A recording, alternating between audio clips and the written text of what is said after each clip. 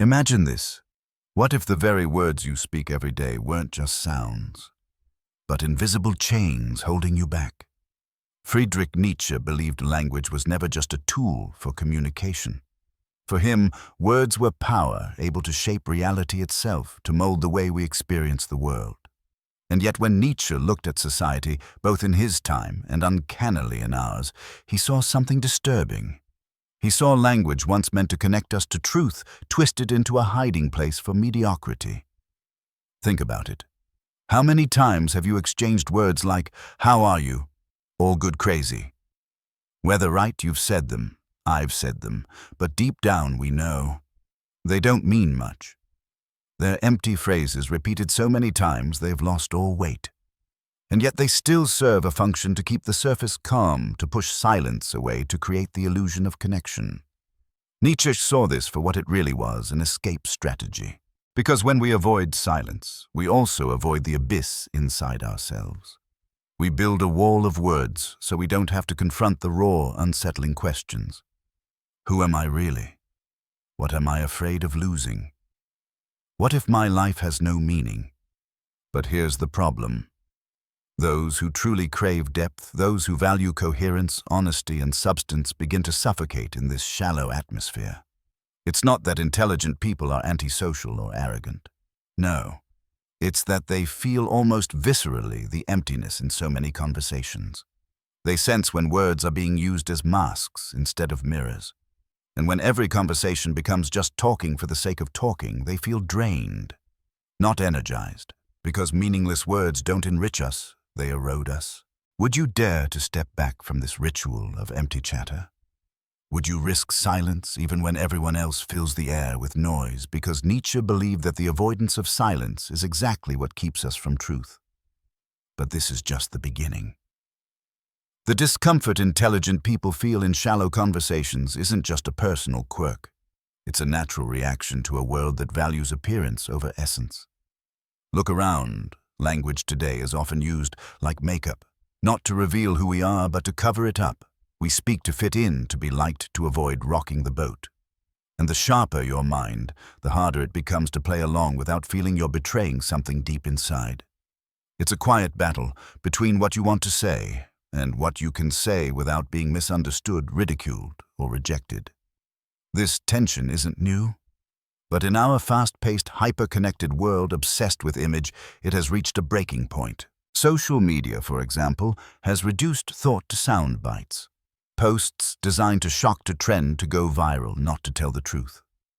We no longer ask, is this meaningful? Instead, we ask, will this get likes? In this landscape, words lose their weight. They stop being bridges of understanding and become just another form of entertainment. Nietzsche warned us, when language is emptied of meaning, thought suffers the same fate. Repeat phrases without knowing what they mean, share ideas without ever questioning them, and the mind grows lazy. Slowly, we lose the ability to go deep, and it's not only thought that's dulled, our sensitivity dulls too. We stop listening with attention, we stop asking with honesty, we stop speaking with intention, but true intelligence demands something else. It demands precision. It demands clarity. It demands a connection to lived experience. An active mind refuses to settle for clichés or automated answers. It seeks the unspoken, the uncomfortable, the essential. That's why so many deep thinkers feel conversations are a waste of time, not out of arrogance, but because they know time is precious. Words should carry weight equal to their meaning. Yet society often misunderstands them. Intelligent people are labeled as distant, too serious, or socially awkward. But the truth is simpler. They can't pretend to care about things that don't matter. They're not looking to impress or blend in. They're searching for sense. And once you've tasted the joy of a genuine conversation, one where each word unlocks a new dimension of thought, you can never go back to small talk. At that point, silence itself becomes preferable. Because unlike empty chatter, silence never betrays your intelligence or your sensitivity. But Nietzsche went further. He warned that words, when carelessly used, lose their power to transform. If everything is said without thought, then nothing is heard with attention. And when no one listens, speaking loses all meaning. That's when the most lucid minds discover a paradox. Sometimes silence speaks louder than any phrase. It's a space where thought is still alive, where feeling isn't filtered, where perception isn't interrupted. And in that silence, something powerful begins to grow. But here's the question: what if the true revolution isn't in speaking more, but in learning to speak less and better? Silence doesn't mean absence. It doesn't mean emptiness. In fact, for Nietzsche, silence could be more demanding than words, because in silence there's no mask, no performance, no competition. There is simply presence. And from that presence, a new kind of dialogue can be born, one that doesn't just fill space but inhabits it with depth. Think about it. How often do you pause in a conversation not to wait for your turn to speak, but to really listen? To hear not just the words but the meaning beneath them. True intelligence isn't just shown in what we say. It's also in what we hold back. It's in the patience to wait for the right moment. It's in the humility to recognize that not everything needs to be spoken. It's in the courage to let silence sit without rushing to cover it. And in that silence, a new form of dialogue starts to bloom, not one that fears emptiness, but one that uses emptiness as fertile ground, not one that simply connects words, but one that dares to connect souls. This isn't about despising communication, it's about transforming it. Authentic dialogue can only come from an inner life that is rich-rooted and real. Because when words rise out of lived experience, they're not just sounds, they're offerings. But here's the catch: that kind of inner life is often quiet. It's shaped not by noise or applause, but by solitude, contemplation, and wonder. By paying attention to what cannot be neatly packaged in quick phrases. That kind of perception demands slowness. It demands a willingness to stand apart from the frantic rhythm of daily chatter. And from that different rhythm, distance is born, not arrogance, not superiority. Just the inevitable distance that comes when someone replaces the urge to have an opinion with the need to understand. And in a world where everyone talks to fill silence, the person who has learned to think before speaking becomes an anomaly. Their very presence can feel unsettling. Not because of what they say, but because of what they don't say. Because their silence carries weight. Because their gaze questions instead of just nodding. Because their listening doesn't rush to reply, but dares to penetrate deeper. Deep thought disrupts. It unsettles the comfort of the superficial. It forces us to examine what we thought was obvious. It exposes the fragility of many of our beliefs. And that's why so often brilliant minds make others uncomfortable. Some respond with avoidance, others with mockery. But all of it is just defense, because real thinking is dangerous. And here's the cliffhanger: what happens when someone refuses to play along with empty talk, even at the cost of being misunderstood? Defending small talk is often just self-defense.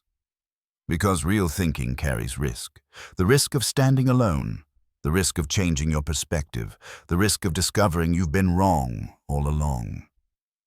Those who live with true clarity don't set out to provoke, but they inevitably do. They don't seek attention, but by contrast, they stand out. Their very existence is a reminder another way of living is possible. And that reminder feels threatening to anyone whose identity is built on repetition, adaptation, and easy applause. That's why society often labels them weird, too intense, hard to deal with. But what they're really doing is stepping outside the game of appearances. And that act, as small as it may look, is subversive. Because you can't fake depth. Someone who has cultivated honesty within themselves can't naturally keep up a shallow script. Here lies the tension: the human need to belong versus the need to stay true to yourself. Many bright minds wrestle with this every day.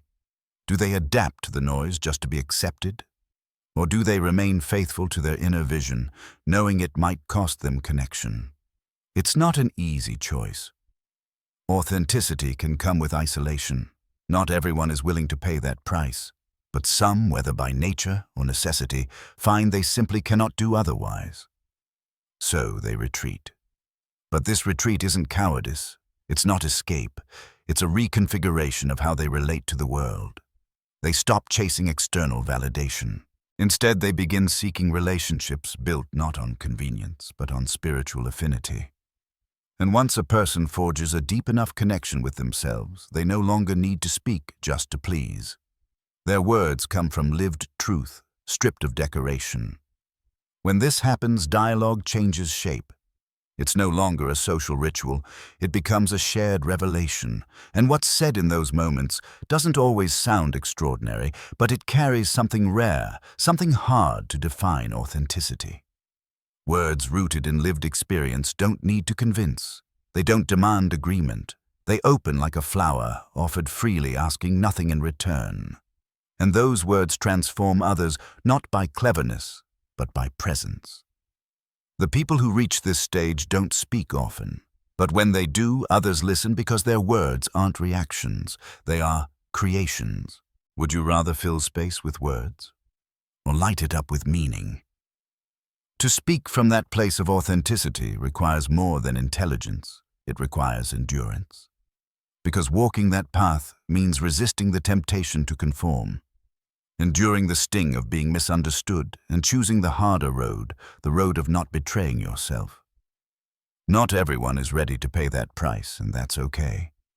We live in a world that rewards speed, image, and convenience.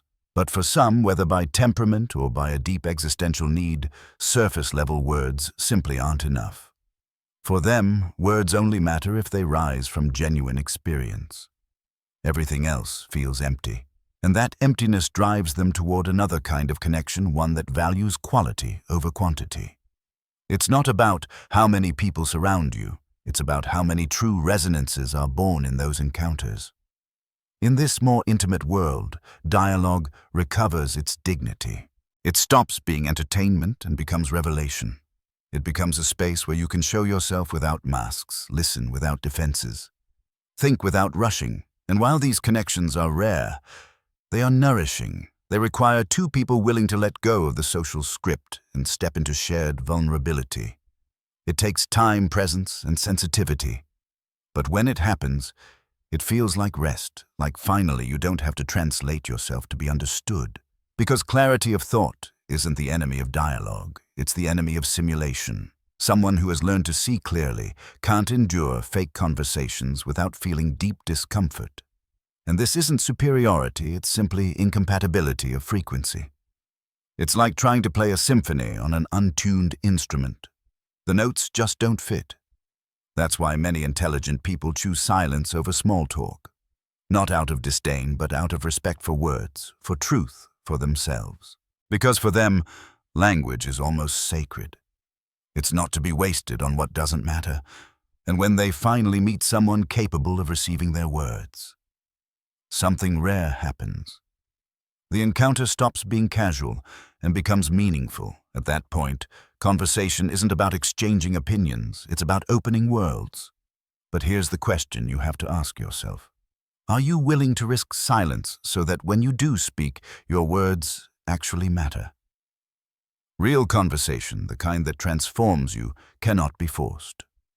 It only happens when two people, after walking very different paths, discover they can look at each other without judgment, listen without interrupting, and think together without trying to correct one another. It doesn't happen often. But when it does, it leaves a permanent mark. After such an encounter, you don't walk away the same. Something has shifted. Something inside has awakened. In those moments, words reclaim their original power.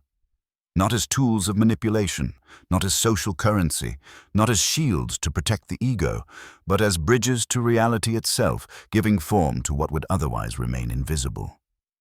Nietzsche knew this. When words are used with integrity, they stop being a way to please others and become a path to wholeness. But there's a price. Because in a society addicted to predictability, authentic language doesn't fit in. It breaks unspoken rules. It exposes the artificiality of surface talk. And that exposure is unsettling, both for the one who dares to speak from truth and for the one who hears it. The one who speaks feels vulnerable, naked, alive. The one who listens feels shaken, called to wake up, even if no judgment was spoken. Because sometimes it's not the words themselves, but the pauses between them, the weight of a look, the intensity of a sincere voice that demand honesty. And that demand is not always welcome. Many people have grown comfortable hiding behind a linguistic shield. They've learned to say what's expected, to swallow what they feel, to disguise what they think. Breaking that habit means stepping into dangerous territory where every word is a choice and every silence is alive with meaning. It's easier to play along, to keep it light, to stay safe. That's why authenticity in language is often seen as a threat. Because someone who speaks from truth doesn't just express themselves, they become a mirror. And in that mirror, others are forced to confront the distance between who they are and who they pretend to be. And that's why the honest voice often feels like a disruption. But here's the twist: avoiding trivial talk isn't elitism. It isn't arrogance. It's survival. For anyone who has tasted the depth of real silence and the weight of true words, meaningless chatter feels like betrayal. Not because they think they're above others, but because they simply cannot degrade what they've come to respect. And that fidelity to truth, to presence, to themselves changes everything. When you begin to inhabit language with fidelity, something shifts. You no longer speak to impress or to fill the air or to play along with social rituals. You speak because something within you must be expressed, and those words, whether short or long, simple or complex, carry weight. They're rooted in lived experience, and because of that, they create a space where others can also be authentic. It's like opening an invisible door. Suddenly, truth enters the room, but here's the challenge: that space cannot be forced. It requires both sides. One person's honesty is not enough. The other must be ready to listen without filters, without defenses, without the rush of waiting for their turn to reply. And this is where most conversations fail. Not because there's no content, but because there's no presence. Words get thrown like stones instead of being offered like bridges. Listening has become a forgotten art, buried under the obsession to prove a point. That's why many thoughtful people choose restraint. Not silence as escape, but silence as protection. They choose carefully when and with whom to speak. It's not mutism, it's reverence. It's a way of protecting the sacredness of language, refusing to waste it on exchanges that were never meant to be real. And from that selective choice emerges a new kind of bond. Slower, deeper, more demanding. A bond where time isn't measured by the length of the conversation, but by the quality of the connection. A bond where shared silence can carry more power than 1,000 random words. And when this bond happens, it transforms you. Because in it, there is no need to defend an image. You can be vulnerable without fear of judgment. You can disagree without breaking connection. You can doubt without being seen as weak. This kind of communication isn't built on agreement. It's built on sincerity. The goal isn't to think alike, but to think together. And when that happens, something rare is recovered: the feeling of truly understanding and being understood. Have you ever had one of those conversations that changed you, not because it gave you answers, but because it left you with questions you'd never dared to ask? That's the power of authentic dialogue. And once you've tasted it, settling for less becomes impossible. After an authentic exchange, something changes inside you. You begin to lose patience for empty noise. You stop playing along with conversations that feel like obligations. You start craving resonance instead of repetition. But with this awakening comes risk. The risk of being misunderstood. The risk of feeling alone. The risk of being labeled different. And yet, for those who have experienced the depth of real dialogue, that risk is worth it. Because even one authentic connection outweighs 100 shallow ones. Not everyone is ready for that depth. Not everyone needs to be. But those who are can recognize each other instantly through gestures, pauses, or a certain cadence in their words. It's like tuning into a frequency only a few can hear. In those encounters, what's spoken is only the surface. The real transmission happens beneath the words, and that's what gives meaning to being together. Sometimes a single genuine conversation can redirect the course of a life, not because it hands you final answers, but because it opens doors to new questions, reveals hidden perspectives, and shines a light on what was once invisible. This is the true transformative power of language. But it only emerges when words are born from truth, not habit. And once you've lived it, you can't unsee it. You can't go back to pretending. You become more selective, more careful sometimes, even more solitary. But this solitude isn't barren, it's fertile. It's the soil where authentic words can grow, words that don't have to be grand, only real. And, in a world drowning in noise, the real becomes revolutionary. Each sincere word becomes an act of resistance. And once you've been touched by that kind of word, you carry it with you. One day, perhaps without realizing it, you'll pass it on. And so, an invisible chain of authenticity forms, binding together those who still honor language as something sacred. This is freedom. Not the loud, performative kind, but the quiet, steady freedom of not needing to talk for the sake of talking, of resisting the script, of refusing to bow to the artificial. In a world obsessed with speed and appearances, the choice to remain silent when there is nothing real to say, and to speak only when words rise from within, is nothing less than revolutionary. But here's the question Nietzsche leaves us with in your own life. Do you fill space with words? Or do you wait for the words that truly deserve to be spoken? When language becomes a bridge to what is real, it no longer exists to entertain or to impress. It becomes a matter of integrity. But that integrity often comes at a cost. Society doesn't always reward honesty. In fact, those who speak from truth are often met with discomfort, rejection, or even ridicule. Why? Because their words break the unspoken contract of superficial talk. They strip away the comfort of pretending, and that's unsettling for both sides. For the one who speaks, it feels vulnerable.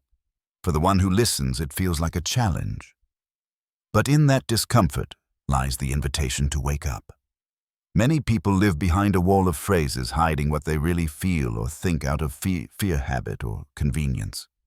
Breaking through that wall demands courage, because once you start speaking from truth, every word becomes a choice. Every silence becomes alive with meaning. That's why authenticity is often seen as a threat. Those who embody it may be labeled as difficult, intense, or antisocial. But in reality, their presence functions as a mirror, reflecting the distance between who others are and who they pretend to be. Avoiding trivial talk, then, isn't arrogance. It's loyalty. Loyalty to an inner life that refuses to be reduced to clichés. When someone speaks from that place, they don't aim to persuade or dominate or impress. They simply express what has been deeply lived. And in doing so, they create a rare space where others can also step into honesty. That's the kind of dialogue Nietzsche believed was worth having. Not the shallow, scripted talk of daily routine, but the kind that reveals, that transforms, that leaves both people changed. And yes, it may be rare, but rarity is what gives it power. So the real question is, will you keep playing the game of empty words, or will you dare to embrace silence, waiting for the moment when truth is ready to speak through you? Because once you've tasted that depth, there's no going back. If this reflection stirred something inside you, take a moment to pause. Ask yourself, when was the last time I spoke words that were truly my own? Share your thoughts in the comments. I'd love to hear them. And if you want to keep exploring these ideas together, consider subscribing, not for me, but for you, so you don't lose touch with this path of deeper living.